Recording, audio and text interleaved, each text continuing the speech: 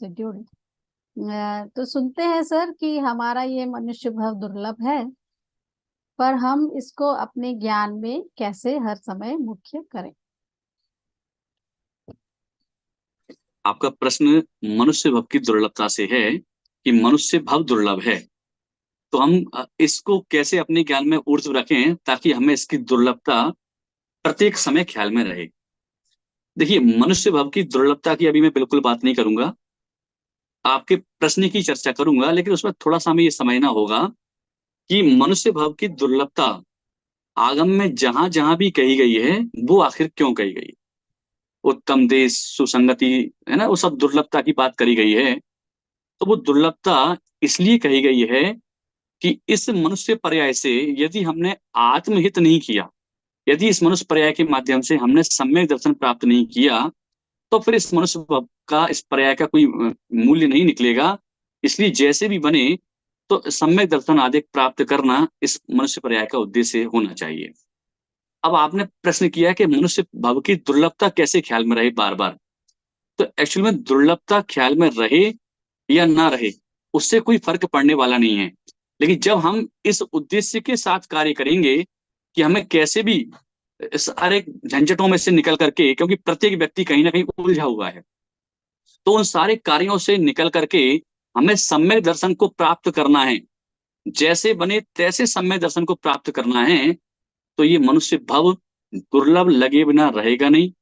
और जब ये मनुष्य भव दुर्लभ लगेगा तो ऑटोमेटिक हम इसमें से समय निकालना प्रारंभ कर देंगे। तो हमारे को एक बड़ा टारगेट लेकर के चलना होगा। यदि छोटे दादा के शब्दों में मैं एक उदाहरण दूं कि एक विद्यार्थी जब परीक्षाओं का समय चल रहा हो और वो यदि भोजन कर रहा है तो भी वो अध्ययन के लिए कर रहा है, वो यदि सो रहा है तो भी अध्ययन के लिए सो रहा है, वो यदि खेल रहा है तो भी अध्ययन के लिए खेल रहा है। तो ऐसे ही जब हमारा ये टारगेट हो जाएगा कि हमें कैसे भी इस मनुष्य पर्याय से सम्यक दर्शन की प्राप्ति करनी है, आत्मा का हित करना है, तो जब आत्मा का हित हम ऊर्ध्व कर देंगे तो ऑटोमेटिकली मनुष्य भव की दुर्लभता हमारे ख्याल में आए बिना रहेगी नहीं। और हम केवल मनुष्य भव की दुर्लभता ख्याल में लाना चाहेंगे तो फिर वो आने वाली नहीं है, क्योंकि संसार में सभी जीव उलझे हुए हैं। तो अब जब संसार में उलझे हुए हैं तो वहां से सुलझने का जो मार्ग है, संसार से बचने का जो मार्ग है, वो एकमात्र आत्महित ही है। इसके अलावा दूसरा कोई मार्ग है नहीं। और जब जब हम आत्महित का विचार करेंगे तब हमें ख्याल में आएगा कि अरे, मुझे इस मनुष्य पर्याय में आत्महित करना चाहिए था और मैं कहाँ इन घर गृहस्थी के विकल्पों में उलझ गया, मैं कहाँ इन संसार के विकल्पों में उलझ गया। एक और उदाहरण मैं अगर आपको दूं कि कोई आईएएस की तैयारी कर रहा हो, आईएएस इसलिए कह रहा हूँ कि उसकी जो तैयारी करते हैं वो काफी घंटे स्टडी करते हैं, 15-15, 18-18 घंटे पर डे स्टडी करते हैं। अब वो किसी शादी में जाए और शादी में जाने के बाद वहां शादी में किसी आईएएस को आता हुआ देखे और वो ये देखे कि इसके आगे पीछे काफी लोग घूम रहे हैं, तो उसे क्या दिखेगा? वो उस आईएएस की वैल्यू दिखेगी या ऐसा लगेगा कि कल मुझे भी इस पद पर आना है और मुझे कल जब इस पद पर आना है तो इसके लिए मैं ये कहाँ शादी में समय बर्बाद कर रहा हूँ, मुझे तो यहाँ भी अध्ययन करना चाहिए, यहाँ भी समय निकालना चाहिए। तो उसने उसको देख करके अपनी वैल्यू की, और जब अपनी वैल्यू की तो ऑटोमेटिकली जहां वो समय बर्बाद कर रहा था वहां से उसने समय निकालना प्रारंभ कर दिया। अब वो शादी में रहती हुई भी उससे भिन्न है।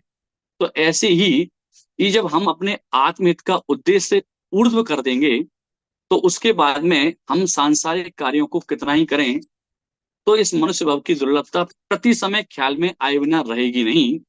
तो यदि हमें मनुष्य भव की दुर्लभता प्रति समय ख्याल में रखनी है तो हमें एक बड़ा लक्ष्य लेकर के कार्य करना होगा। और वो बड़ा लक्ष्य सिद्ध अवस्था की प्राप्ति है। उसका मार्ग अरिहंत अवस्था और मुनि अवस्था पूर्वक होता है। और वो अरिहंत अवस्था और मुनि अवस्था भेद विज्ञान और तत्व विचार के बिना नहीं आती है। और वो भेद विज्ञान इस जीव का कर्तव्य है कि प्रत्येक परिस्थिति में करना। और जब यह जीव प्रत्येक परिस्थिति में भेद विज्ञान करेगा तो यही मनुष्य भव की दुर्लभता का विचार है। और इससे उत्कृष्ट और कोई कार्य नहीं हो सकता है। स्वाध्याय करने के लिए एक बार अलग से समय निकालना पड़ेगा।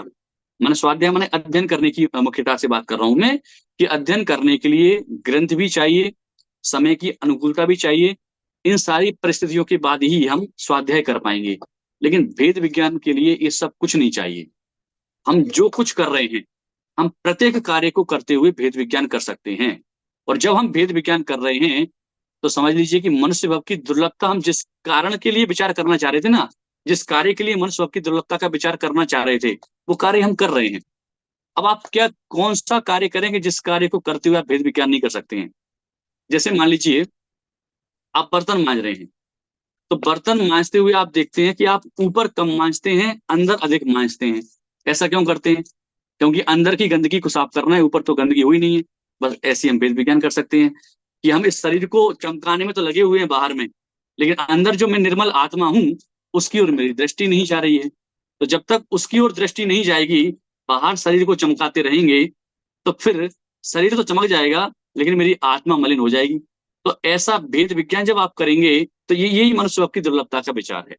तो ऐसा भेद विज्ञान प्रत्येक परिस्थिति में आप कर सकते हैं। आप जो भी कार्य कर रहे हैं, कपड़े धो रहे हैं, बर्तन माज रहे हैं, भोजन बना रहे हैं, सब काम जो हम गृहस्थी के कर रहे हैं, अलग से बिल्कुल समय निकालने की आवश्यकता नहीं है। उस प्रत्येक कार्य को करते हुए हम भेद विज्ञान कर सकेंगे। और जब भेद विज्ञान कर सकेंगे, तो ये जो दुर्लभ मनुष्य पर्याय, जिसका आगम में खूब उदाहरण दिया कि इस दुर्लभ मनुष्य पर्याय को जैसे ही बने सम्यक करें, तो इस दुर्लभ मनुष्य पर्याय का हम सम्यक उपयोग कर पाएंगे और मोक्ष मार्ग में अपने आप को प्रशस्त कर पाएंगे। तो इस प्रकार से ये आपके प्रश्न का उत्तर रहेगा कि भेद विज्ञान आदि पूर्वक हम जैसे ही बने मोक्ष मार्ग में आगे बढ़े, तो मनुष्य भाव की दुर्लभता और मनुष्य पर्याय की उपयोगिता सहज में हो जाएगी। मनुष्य भाव की दुर्लभता का उद्देश्य भी मोक्ष मार्ग में प्रशस्त कराना आचार्यों का रहा, तो हम उसका उपयोग कर सकें।